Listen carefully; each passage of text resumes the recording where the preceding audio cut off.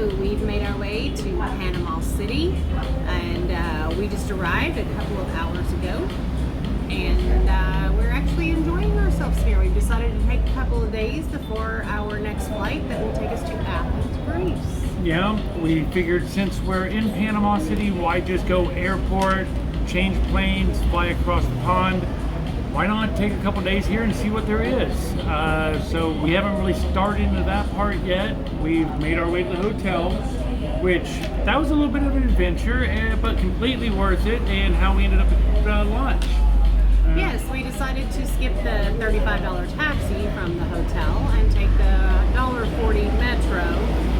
We had a little bit of a walk, 10 minutes from the metro stop, but we made it fine, and we're treating ourselves, since we saved so much money with the taxi, we were able to treat ourselves to a nice little afternoon drink.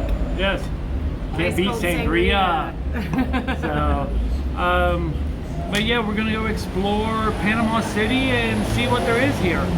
Hang around to the end of the video and we'll tell you exactly what we spent here and where you could probably save some money. Today we are visiting Old Panama. This is where the Spanish first settled when they came to Panama. It was founded in 1519. We're looking at the old cathedral complex, but more important is the bell tower, which still stands today. This is the most iconic figure for Panamanians. This figure you will find on business logos, on stamps, on money. It represents the Spanish roots for the Panamanians. These ruins are in ruins today because they were destroyed by the famous pirate Captain Morgan. So not a lot is left standing, but they are working on restoring a lot of it. They've worked on the cathedral, laid a new brick floor in there, but you can still see some of the old walls. Also some of the other buildings around here. There are quite a few convents. There was the Hospital of San Juan, and we're going to go and check out the museum here to see some of the pre-Columbian art of Panama, as well as what they have found on the archaeological sites here in Old Panama.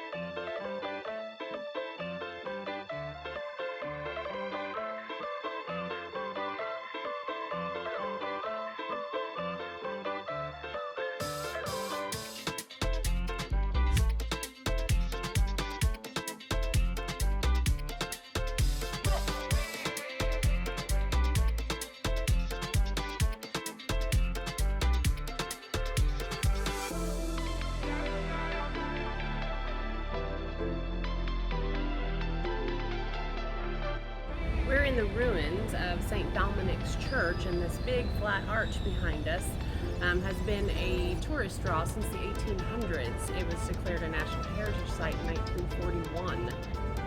In case you were wondering. As promised, here's what we actually spent.